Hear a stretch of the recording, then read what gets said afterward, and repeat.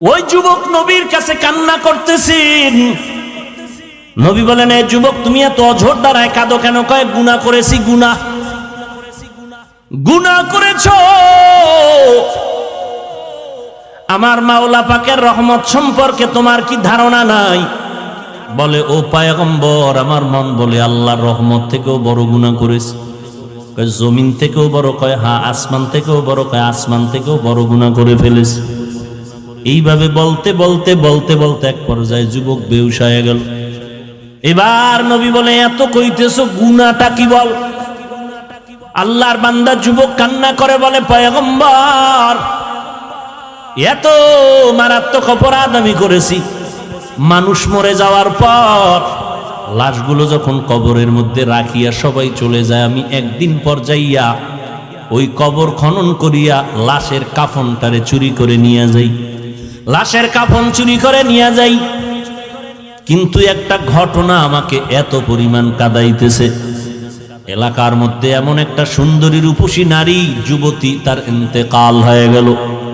কবরের মধ্যে সবাই দাফন করলো, কাফন দাফন করে বিদায় হওয়ার পর আমি গিয়া যখন পরের দিন মাটি খনন করিয়া কবরের মধ্যে সুন্দরী রূপসী ওই কন্যা নারীটার কাফন নিয়ে আমি যখন টান দিয়া চলে যাইতেছিলাম, পেছন দিক থেকে আওয়াজ। এক পর্যায়ে আমি আবার ওই লাশের সাথে জিনায় লিপ্ত হয়েছিলাম। এরপরে যখন কাফন নিয়ে রওনা দিলাম, হঠাৎ করে ওই যুবতী দাঁড়ায় গেল, আওয়াজ দিয়া বলে, রে বেঈমান,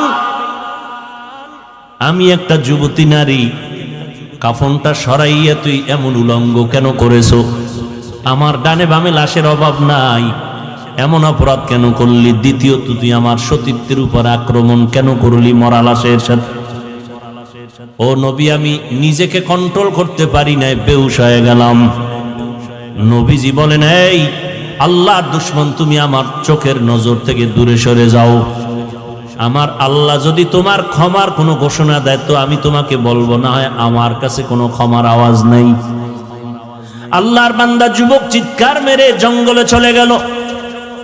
নির্জন একটা জায়গায় বসে কান্না বন্ধ নাই, কান্না করে, ও আসমানের মালিক, ও জমিনের মালিক, তোমার নাম রহমান, তোমার নাম রহিম, তোমার নাম গফফার। ও আল্লাহ, আমার কি নাজাতের কোনো দরজা নাই? অপরাধ করে ফেলেছি, শয়তানের ধোকায় পড়ে রে আল্লাহ। চোখের অপরাধ, হাতের অপরাধ, জিহ্বার অপরাধ, কানের অপরাধ। ও আল্লাহ, যদি তোমার অন্তরে একটু কুদরতের দয়া লাগে, আমারে তুমি মাফ করিয়া আমার নবীকে তুমি জানায় দেও যেন তুমি আমারে মাফ করেছো। যুবক কান্না বন্ধ করে নাই। আল্লাহ পাক রব্বুল আলামিন বলেন, ও মুমিন, ফালিয়াযহাকু কালিলা ওয়ালিয়াবকু কাসীরা, বেশি বেশি কান্না করো, কম কম হাসিও রে মুমিন। হাসলে কলব মরিয়া যায়, কলবের মধ্যে আর আল্লাহর মহব্বত থাকে না। বেশি কান্না করো। নবীজি স্পষ্ট হাদিসে বলেন, জাহান্নামের আযাবের ভয়ে যদি কান্না করো, এক ফোঁটা চোখের পানির বরকতে জাহান্নামের আগুন হারাম করে দিবে। ও নবীর আশিক উম্মতের দল, আল্লাহর কাছে চোখের পানির বড় দাম। কারণ এই চোখের পানি দিয়া বাচ্চা অন্যায় করে মা বাবার সামনে দাঁড়াইলে দয়া না করিয়া পারে না। এই চোখের পানি সারিয়া ওস্তাদের সামনে ছাত্র অন্যায় স্বীকার করলে দয়া না করে পারে না। ওই মা বাবা, ওই ওস্তাদ থেকে আমার আল্লাহর কুদরতে 99 গুণ মায়া মোহব্বত বেশি।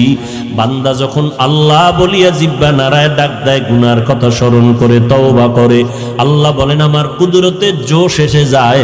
আমি বান্দার জীবনের গুণ এক ফোঁটা চোখের পানির বরকতে এমন ভাবে মাফ করে দেই, বান্দা একদিন, 2 দিন, 1 বছর, 2 বছর, 80 বছর পর্যন্ত গুনাহ করিয়া পাহাড় বানাইছি, আমি আল্লাহ এক ফোঁটা চোখের পানির বরকতে পুরা জীবনের গুণে একটা সেকেন্ডে মাফ করিয়া তারে পবিত্র বানাইয়া দেই।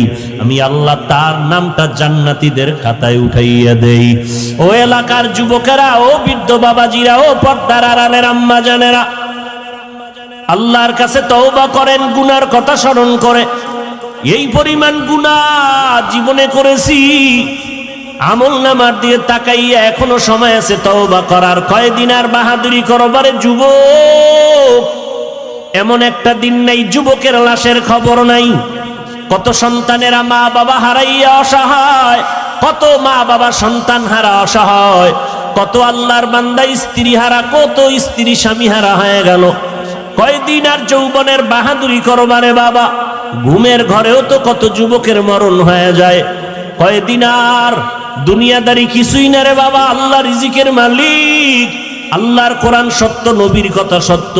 আমরা নবীর তরিকা মানিয়া যারা চলার চেষ্টা করি, কই আমাদের তো সম্মান কমে নাই, ইজ্জত কমে নাই। দুনিয়ার সব বেঈমানেরা পেছনে লাগছে ইসলাম বন্ধ করে, কোরআনের আওয়াজ বন্ধ করার জন্য, মাদ্রাসা বন্ধ করার জন্য। আল্লাহর হাজার শুকর, এত দুশ্মনের মাঝেও আল্লাহর কোরআন এবং সুন্নতওয়ালারা এখনো সম্মানে আছে, ঠিক কিনা?